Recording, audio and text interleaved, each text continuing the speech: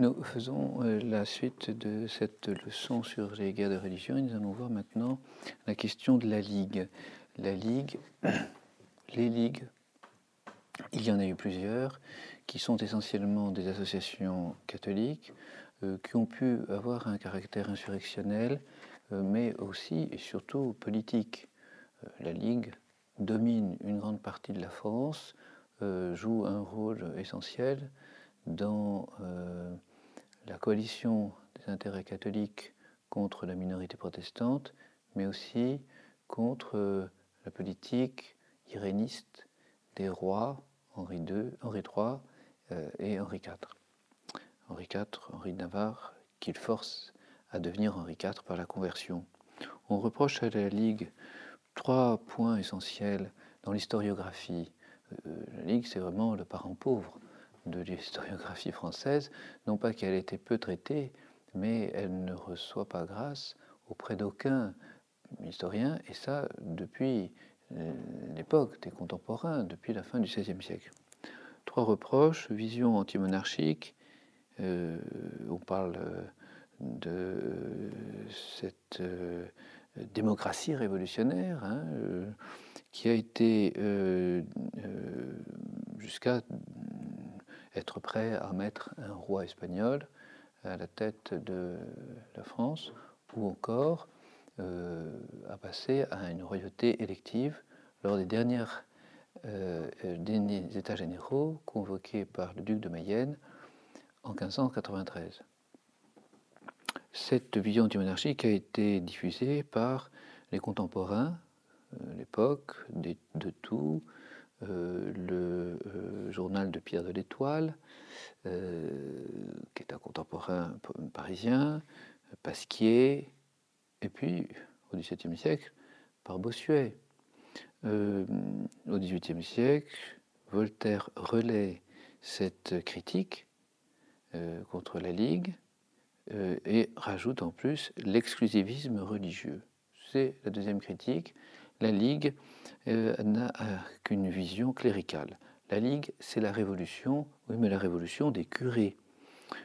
C'est surtout les historiens de la Troisième République, la vice Marié-Jolle, dans leur ouvrage de l'Histoire de France, 1904, sur la réforme, la Ligue et l'édit de Nantes, qui ont insisté sur cette vision cléricale de la Ligue, et donc fanatiquement cléricale, et que l'on oppose alors à un roi tolérant, Henri IV.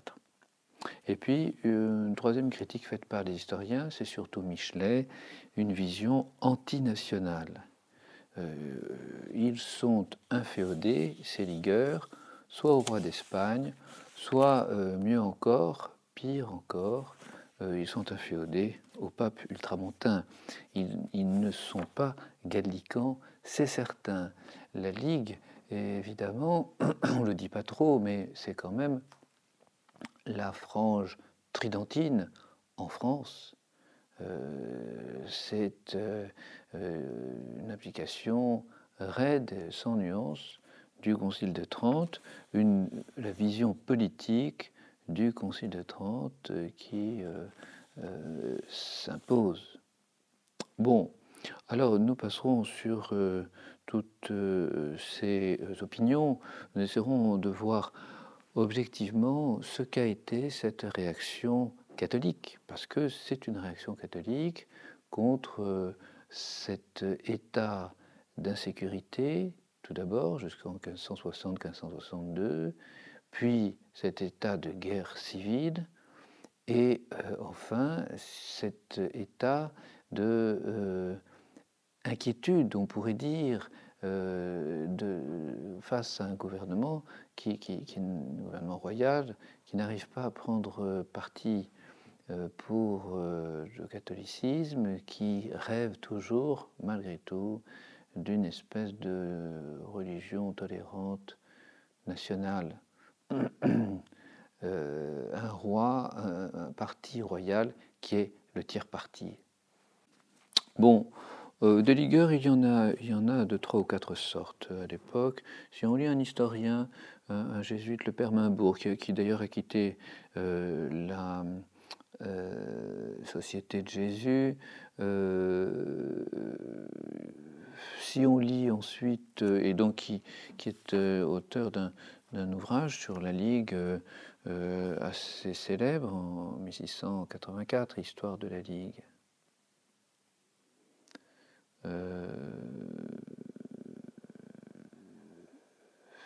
Et qui insiste sur les côtés ambition des grands qui ont adhéré à la Ligue, c'est la Ligue des princes.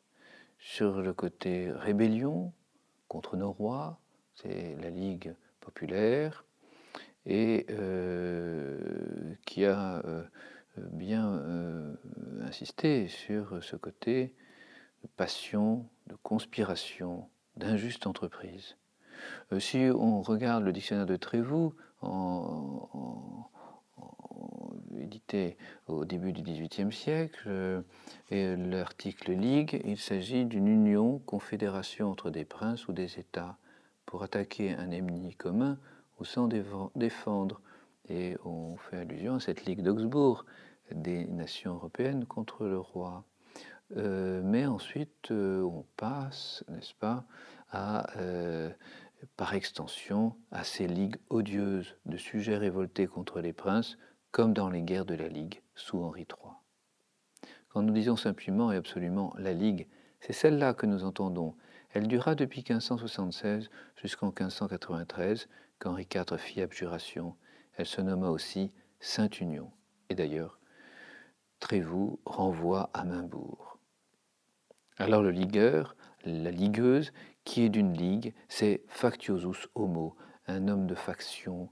Il ne se dit qu'en mauvaise part des sujets qui sont révoltés contre leur prince, et c'est dit surtout de ceux de la Ligue de la France sous Henri III et Henri IV. Les royalistes et les ligueurs étaient deux partis contraires.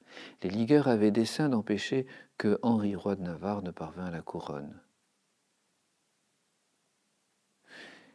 D'où 3 ou 4 sortes de ligueurs. Ligueurs zélés, qui voulaient à feu et à sang ruiner tant les politiques, c'est-à-dire les royalistes, que les huguenots. Le ligueur espagnol, qui va appuyer, mais avec une intention de politique internationale, n'est-ce pas, pour favoriser l'Espagne contre la France, ils appuieront les premiers. Et enfin, il y a ceux qui demandent l'extirpation de l'hérésie sans vouloir de changement de l'État. Et là, on voit que, n'est-ce pas, le dictionnaire de Trévoux envisage la Ligue comme une forme dans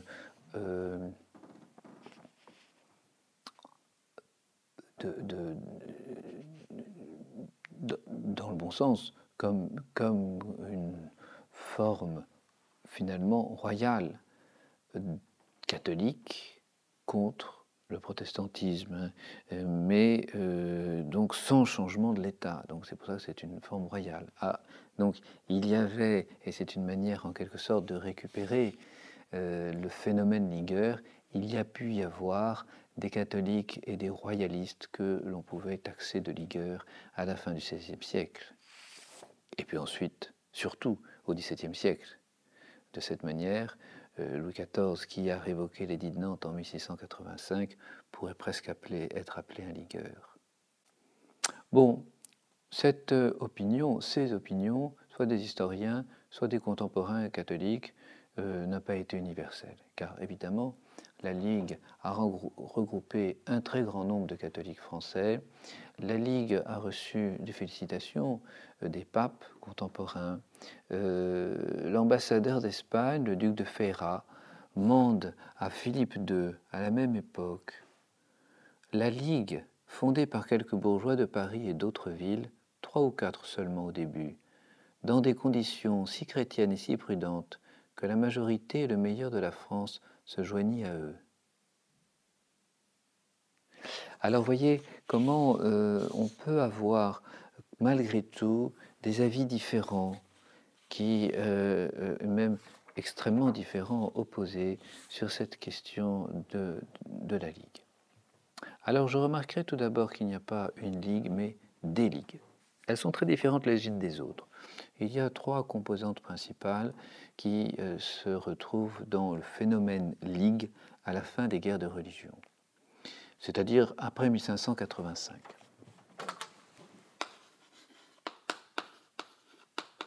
Vous avez la Ligue des Princes, vous avez la Ligue de Paris et vous avez la Ligue des villes.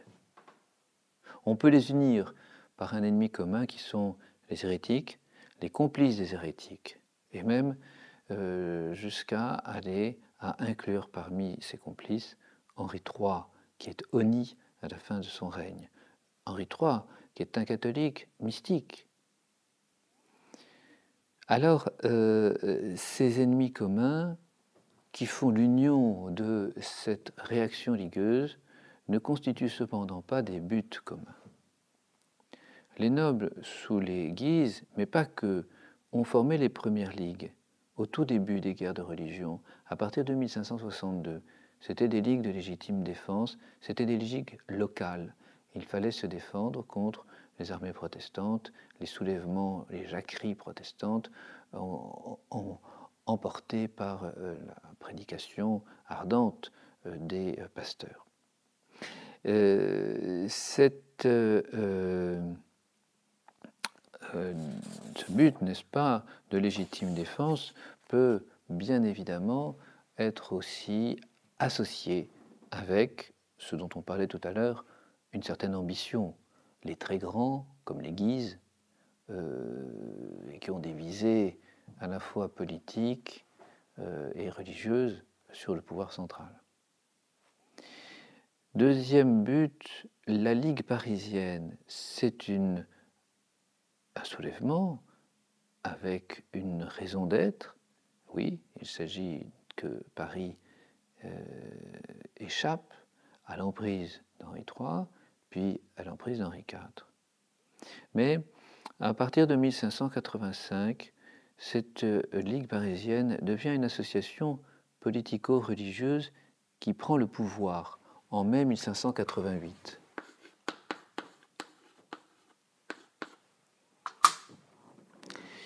Et elle a des caractéristiques qui en font une société secrète, une société subversive de l'ordre social. Elle est la ligue la plus connue, elle est aussi la plus détestée. Alors, on a des filles de cette ligue, en quelque sorte, équivalentes quant au fonctionnement, à Saint-Malo en 1585, à Chartres en 1589, à Lyon la même année, Amiens, Abbeville, Rouen. Ces ligues ont constitué des ferments violents de résistance au protestantisme et aux troupes royales, même jusqu'à passer aux actes, et c'est un ligueur, Jacques Clément, qui va assassiner Henri III. Ce sont des ligueurs qui n'hésitent pas à pratiquer ce qu'on appelle le tyrannicide. La mort du tyran. Enfin, vous avez les ligues municipales des villes de province qui, de multiples manières, ont rejoint la Ligue à des dates très différentes, qui expriment une espèce d'autonomie communale et qui sont dans la perspective de la défense des privilèges et des franchises communales. Alors là, se double la question religieuse d'une question plus sociale et aussi d'une question administrative. En fait, ces villes veulent défendre leur autonomie face aux empiétements du pouvoir central royal. On en a parlé de Chartres-Saint-Malo à Abbeville-Orléans. L'assassinat du duc de Guise en 1588 a été une secousse pour tous les hésitants. Donc c'est 23-24 décembre 1588, assassinat orchestré par Henri III. et qui d'ailleurs lui a récolté une excommunication, en plus pour d'autres actes d'ailleurs, comme la mise sous clé des cardinaux de la Ligue, et entre autres Charles de Bourbon, qui deviendra le roi de la Ligue, Charles X de la Ligue. Là, cet assassinat, qui est une forme de tyrannicide aussi, a fait peur. On a eu peur que alors il n'y aurait plus pour l'Église catholique de défenseurs. Et d'où cette levée aux armes des villes contre la prise, le pillage, les destructions que l'on craint des protestants, contre les mercenaires, en particulier les reîtres, qui ont été appelés sur le champ de France et qui ont fait déjà, ils se sont taillés une réputation déplorable.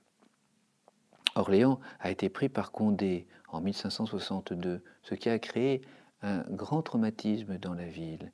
Et entre autres, à la Saint-Barthélemy, cette menace que Montmorency ne vienne avec son armée dévaster la capitale et sa région de l'Île-de-France a occasionné la conclusion de ligues de défense, non seulement donc un massacre de la Saint-Barthélemy, mais aussi des défenses, des ligues de défense. Certaines villes sont indépendantes, Saint-Malo, Marseille, Morlaix. D'autres ont rejoint la Ligue des Princes. Alors, on peut dire qu'il y a différentes ligues, différents buts, différentes raisons de rentrer dans le phénomène de la Ligue. Les princes sont une réaction plutôt de type féodal, et la clientèle de chacun répond à l'appel du suzerain. Défendent les libertés municipales et privilèges, et les privilèges de la commune sont une autre forme d'expression de ce phénomène de la Ligue. Les villes ont d'abord ça en vue. Mais c'est vrai qu'il y a un point commun et un but commun qui est le rejet d'un roi hérétique. Et ce motif est essentiellement religieux, car un roi hérétique gouvernant des catholiques, ce serait être dans une situation de grand danger de perdre son âme. On doit juger malgré tout ce phénomène ligueur et cette division que l'on trouve au sein de la Ligue. Et on doit le juger comme responsable de l'enlisement du conflit religieux. Le parti catholique, appelons-le ainsi, n'a pas pu triompher du parti protestant car il n'était pas uni, on vient de le voir. Il est en grande partie réaction de salut public, avec tous les côtés aventureux de ces réactions. Même si on a nommé le duc de Guise, suivi ensuite de son frère, le duc de Mayenne, lieutenant général du royaume, il n'a jamais fait, surtout le second, l'unanimité. Et il n'a jamais pu imposer une politique unifiée, un front commun contre le tiers parti ou contre le parti protestant. Est-ce vraiment la faute des idéologues de la Ligue, ou alors est-ce tout simplement le phénomène de salut public qui engendre cet éclatement en multiples réactions, en multiples groupements réactifs que fut la Ligue? Difficile de trancher. Ce qui est certain, c'est qu'il y a eu des idéologues extrêmement raides.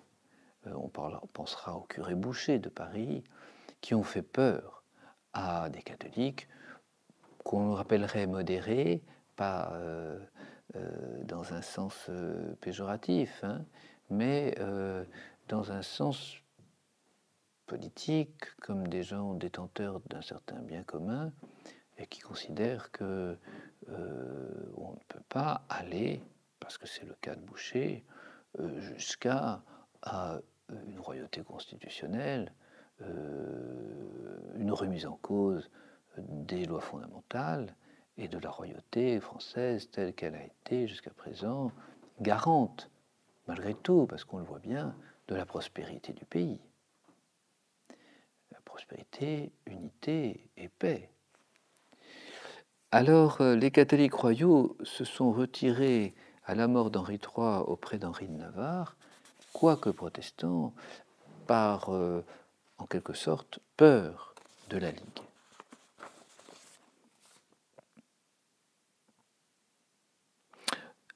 Bien. Alors, cela dit, voyons maintenant l'histoire de la Ligue. Bon, les termes de liguer, ligueur sont vraiment très contemporains. 1564, unir dans une ligue. 1586, membre de la Sainte Ligue, c'est pour le ligueur. Donc ça vient de l'italien, semble-t-il, liga, ligare, le latin, donc alliance, coalition de pays.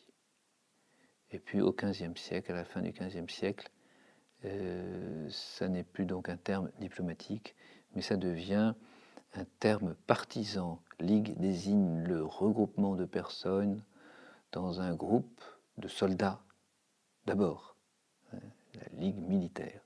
C'est donc un parti, mais un parti militaire, la Ligue.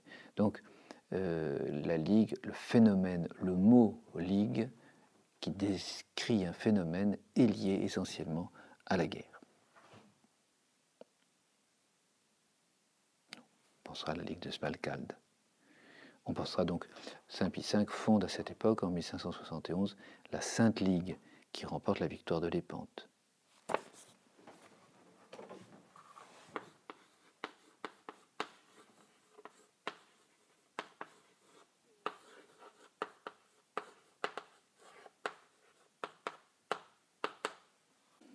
Alors la Ligue constitue d'abord une réaction catholique. Je vous le disais, le protestantisme a fait tache d'huile entre 1540 et 1560, jusqu'à penser qu'il pourrait conquérir non seulement le pouvoir politique, mais même la domination sociale sur l'ensemble de la nation française. Les guerres de religion ont constitué une réaction à cette extension du protestantisme, extension d'ailleurs très violente et donc, comme je vous disais, à caractère politico-social. Il semble que j'en ai pu envisager qu'un État protestant recouvrira un tiers de la France.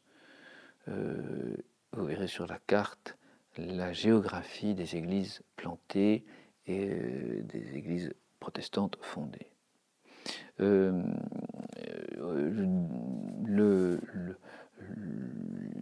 réactions de ces ligues, qui ne portent pas ce nom-là, de ces ligues de seigneurs par légitime défense, dans la décennie 1560,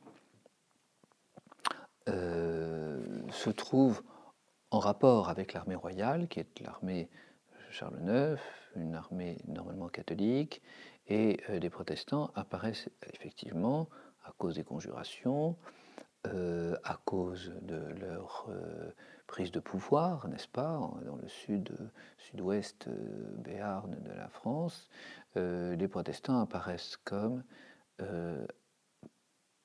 perpétrant une sorte de coup d'État ou d'invasion. Enfin, c'est eux, n'est-ce pas, qui apparaissent comme les agresseurs. Alors, qui vont aller faire appel d'ailleurs aux étrangers, donc ce qui doit être équilibrant avec la Ligue catholique qui fera appel aussi aux étrangers espagnols. Les reîtres, les lansquenets, dès janvier 1576, pénètrent par la Lorraine. Il y a environ 20 000 hommes, ce sont des mercenaires, protestants. Ils font jonction avec une forme de république religieuse, qui a un conseil, des assemblées, une armée, sous Condé et Damville.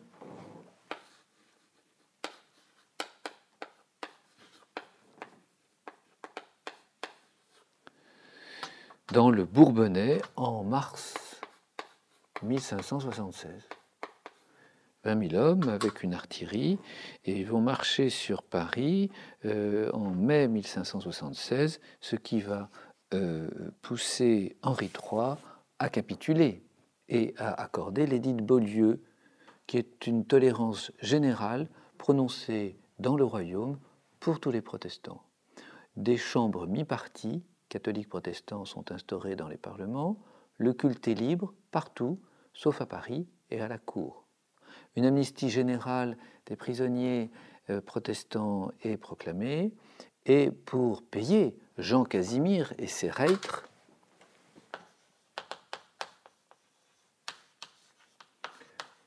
il va falloir que le roi débourse 6 millions de livres. Cet édit de Beaulieu va au bout des concessions que le roi peut accorder aux protestants, bien plus encore que l'édit de 1562, dont nous avons déjà parlé, ou encore l'édit à venir, qui est l'édit de Nantes. Cette nouvelle guerre de religion, qui se termine cette fois-ci par une victoire militaire et donc diplomatique des protestants, va être la cause des premières ligues catholiques. Réaction populaire, d'autodéfense, réponse aux partis protestants par la constitution d'un parti catholique qui éprouve le moyen de se défendre devant l'échec des armées royales. Vous aviez eu les premières tentatives provinciales en Guyenne, dans la Loire, 1562, 1564, des confréries du Saint-Esprit en Bourgogne ont servi de foyer d'agitation, ou plus exactement de foyer d'union des catholiques dans les années 1568, après la paix de Longjumeau.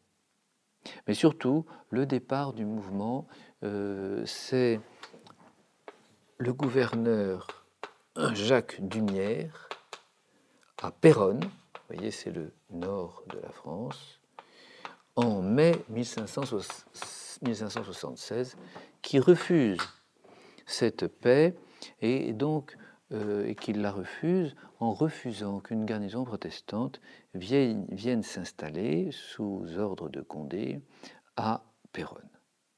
Et alors, avec les gentilshommes picards, ils fondent la première ligue, Amiens, Abbeville, Saint-Quentin, Corbie, Beauvais, qui fonctionne avec un conseil élu, qui a pour but la défense du catholicisme et qui fait appel à toutes les bonnes volontés du royaume, princes, prélats, en vue de créer une union catholique. Il y a un projet déjà catholique international.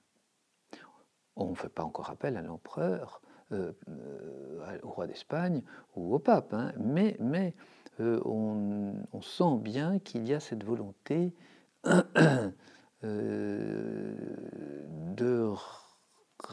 d'amener la France dans une sainte ligue du type de celle qui vient de porter la victoire de Lépante.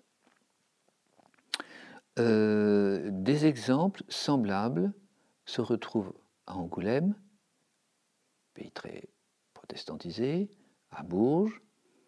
Tous les ennemis de la Ligue sont bien sûr les protestants, mais aussi ceux qui refuseraient de la joindre. Et pour les adhérents, on exige un serment. On est donc en présence vraiment d'une réaction qui crée une société,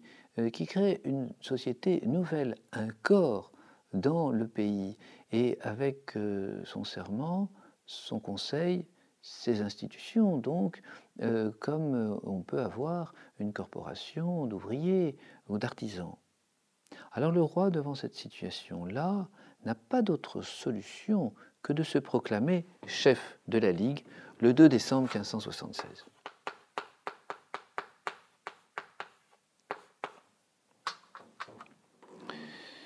il sent que s'il ne le fait pas, il sera lui-même mis sur la sellette par ses ligueurs.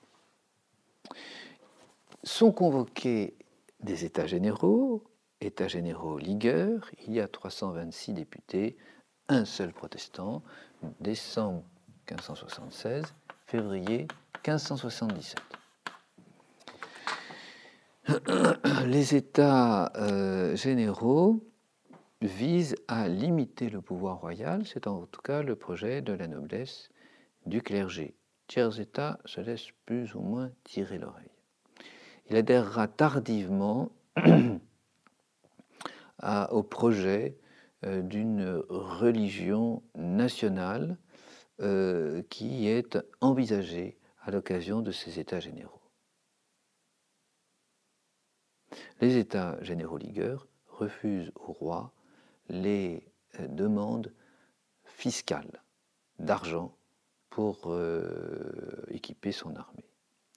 Il en résultera une 6e guerre morne et molle en septembre-octobre 1577, terminée par une paix à Bergerac et l'édit de Poitiers qui va engendrer 7 années de calme, une trêve plus ou moins suivie, un bon compromis. On prévoit dans cet édit de Poitiers que les protestants pourront exercer leur culte dans une ville par bailliage, mais pas dans la ville même, dans les faubourgs et dans les villes et les bourgs occupés par les protestants. Par contre, le protestantisme est toujours fermement interdit autour de Paris. La moitié des chambres mi-parties vont disparaître et un tiers des membres seulement seront protestants. Donc la majorité est tenue par le catholicisme. 8 places de sûreté sont accordées aux protestants pour 6 années. Le culte catholique est rétabli partout et dans l'article 56 de cette paix, de cet édit de Poitiers, la Ligue est dissoute.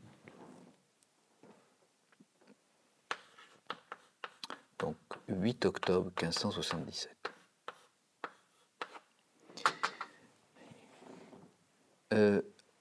En fait, elle est dissoute pourquoi? Parce que c'est la paix et parce que finalement, on ne risque plus rien. Les protestants chez eux, les catholiques chez eux, le roi catholique, il n'y a plus de nécessité de salut public. De fait, les guerres ne s'arrêtent pas là. 1577-1596, c'est la dernière période des guerres de religion. C'est un temps d'anarchie, surtout dans le sud, où les protestants sont très nombreux, parfois majoritaires. Ceux qui ont refusé l'édit de Poitiers, finalement le catholicisme doit être rétabli partout, mais ça n'est pas le cas, loin de là. Alors, eh bien, il faut de nouveau arriver à mettre sur pied des associations catholiques pour se défendre. C'est la Ligue de 1585 qui va être la fille, pourrait-on dire, de la Ligue de 1576. 3 faits constitutifs de cette Ligue. Il y a tout d'abord une 7e guerre qui va faire long feu en mai 1580. Elle est déclenchée par les protestants, Condé, Henri de Navarre. En particulier, vous avez 2 affaires connues, celle de la Fère et celle de Cahors. Ces protestants refusent les conditions de la dernière paix de Poitiers, voudraient imposer partout la liberté de culte. Certes, cette guerre n'aboutit pas, mais on voit l'état d'esprit dans lequel les protestants se trouvent. Le problème religieux est à l'ordre du jour.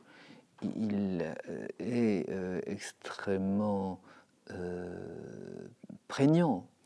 rien n'est réglé. Les protestants espèrent toujours plus en une situation, un état qui lui soit favorable. Et puis il s'avère évident qu'Henri III, n'ayant pas d'héritier, c'est Henri de Navarre qui est dans la ligne successorale en première position. C'est donc lui, Henri de Navarre, un huguenot, qui doit succéder à Henri III. C'est mathématique, c'est la loi de dévolution de la couronne. Alors ça, c'est un problème extrêmement grave. Si cet Henri de Navarre, tolérant, mais en fait protestant, arrive au pouvoir et règne sur des catholiques, que peut-on craindre? D'où cette deuxième ligne des princes catholiques, animés par les Guises, et Ligue parisienne. Pour la foi catholique et contre Henri de Navarre, soutenu par Philippe II d'Espagne, grâce à un traité, le traité de Joinville de décembre 1584. Philippe II, qui est même prêt à accorder quelques nobles espagnols pour être roi de France, ça ne le dérangerait absolument pas.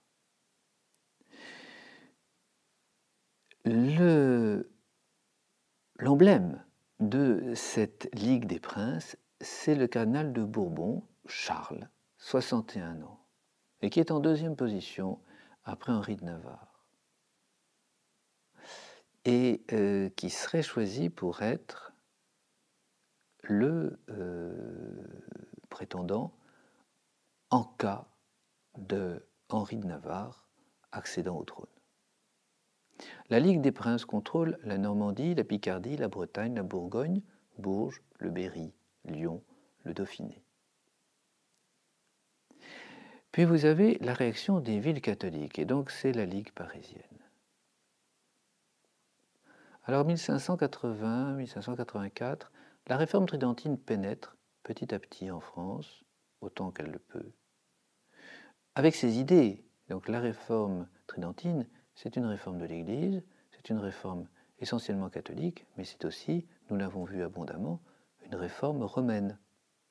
Surtout, à Paris, ces idées sont relayées par un clergé régulier ou séculier, c'est-à-dire les curiers, qui considèrent la vraie solution aux difficultés et aux divisions françaises.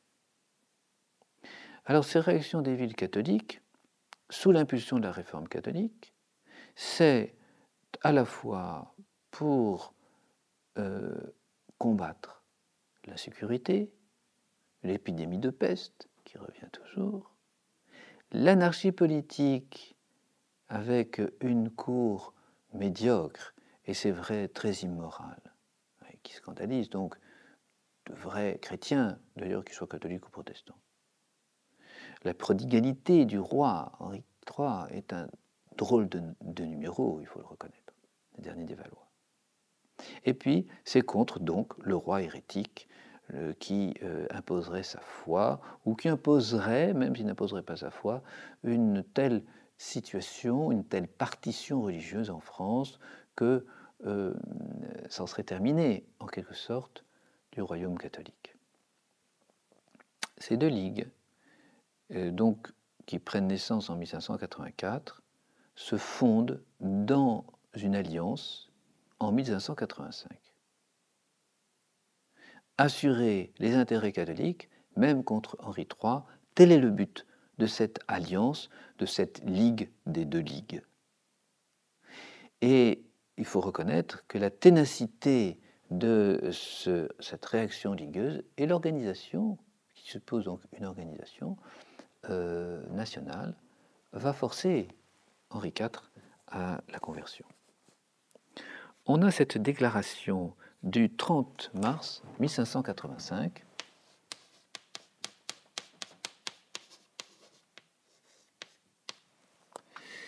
des causes qui ont mu le cardinal de Bourbon et les pairs, princes, seigneurs, villes et communautés catholiques de ce royaume de France, de s'opposer à ceux qui par tous les moyens s'efforcent de subvertir la religion catholique et l'État.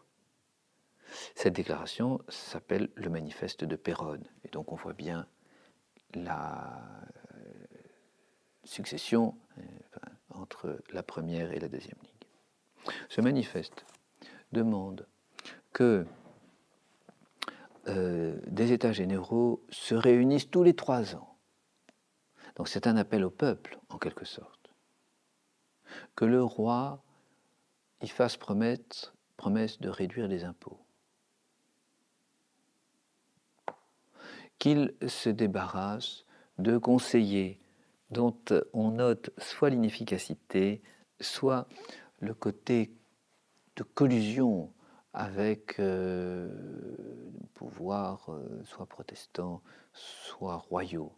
Il s'agit de Joyeuse et d'Épernon, le duc d'Épernon.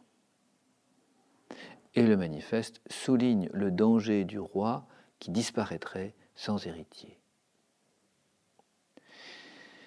Cette union des deux ligues impose le traité de Nemours au roi le 7 juillet 1585, avec des édits, 10 jours plus tard, qui interdisent le culte protestant, qui exilent les pasteurs, qui demandent la conversion ou l'exil sous 6 mois, et qui ordonnent la restitution des places de sûreté. Donc une réaction catholique qui s'impose au roi. Dans le même temps, Sixte Quint, le pape franciscain, pape organisateur de la curie romaine, un grand réformateur tridentin, le pape Sixte Quint appuie les revendications de la Ligue en excommuniant le 9 septembre 1585 Henri IV, futur Henri IV, Henri de Navarre et Condé, et en les déclarant déchus de leur droit au trône. Henri III est donc obligé, pour éviter une révolte catholique qui pourrait être décisive, il est obligé de combattre Henri de Navarre et de mettre sur pied donc un programme qu'on appellera le programme de Nancy pour mettre de l'ordre dans son propre conseil. Et ça, c'est sous la pression de la Ligue. Combat donc 1586, 1587, programme de Nancy, fin janvier 1588, où il s'engage à publier le Concile de Trente comme loi d'État, à établir l'Inquisition, à exécuter les Huguenots prisonniers non convertis et à destituer d'Épernon, le duc d'Épernon. Ce programme de Nancy, qui est imposé à Henri III, le fait reculer au dernier moment. Et c'est alors l'épreuve de force qu'il va y avoir entre le roi et la Ligue parisienne et la journée des barricades du 12 mai 1588.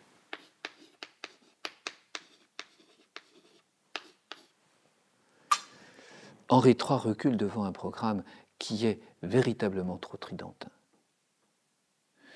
Cette journée des barricades est maîtrisée par le duc de Guise, qui est rentré le 5 mai dans la ville. Henri III est obligé de s'enfuir à Chartres et de venir à Récipissance. Un édit d'union est proclamé le 15 juillet.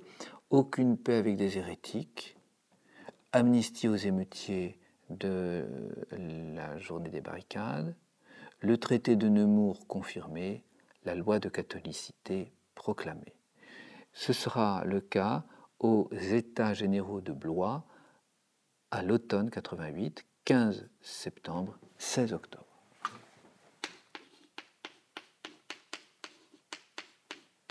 Ces États généraux vont établir cette loi de catholicité, donc le 16 octobre. Le clergé ligueur, la noblesse, partagée entre ligueurs et royaux, le tiers-état à 80% ligueur, se trouve malgré tout coalisé contre le roi Henri III. Et c'est donc là que Henri III, au pied du mur, est obligé de faire assassiner Henri de Guise, le cardinal de Guise, et d'incarcérer le cardinal de Bourbon 23 et 24 décembre de l'année 1588. C'est une année décisive. Alors la Ligue s'emporte. Henri III a tout d'un coup tourné kazakh et se rejette vers la minorité protestante d'Henri de Navarre. C'est l'entrevue de Plessis-les-Tours le 30 avril 1589. Le siège est mis devant Paris par une armée huguenote et royale, et ce qui va en quelque sorte occasionner le premier régicide de la période par Jacques Clément en août 1589. La mort d'Henri III, poignardé par Jacques Clément, moine dominicain, est saluée à Paris par des réjouissances délirantes. Le cardinal de Bourbon, alors, est proclamé roi de France sous le nom de Charles X le 5 août 1589. C'est le Charles X de la Ligue. On battra monnaie en son nom, avec son effigie. Bien évidemment, ce roi, qui ne peut rien exercer puisqu'il est en prison, ce roi va s'opposer à l'autre roi, Henri de Navarre, qui prend le numéro 4. Comment va évoluer la situation? Henri IV fait la guerre à la Ligue, le roi fait la guerre à une très grande partie de la nation sur laquelle il doit régner. Par la victoire d'Évry en mars 1590, il s'ouvre le chemin de Paris qu'il va bloquer à partir de début mai 1590. Et là, vous allez avoir un premier blocus. Charenton, Saint-Cloud, Saint-Maur sont aux mains d'Henri IV. Jusqu'au 7 septembre, 4 mois, avec des milliers de morts dans l'enceinte parisienne, 13 000 morts de famine, 30 000 de l'épidémie. L'Espagnol Farnèse débloque Lagny et prend Lagny et débloque la capitale le 7 septembre.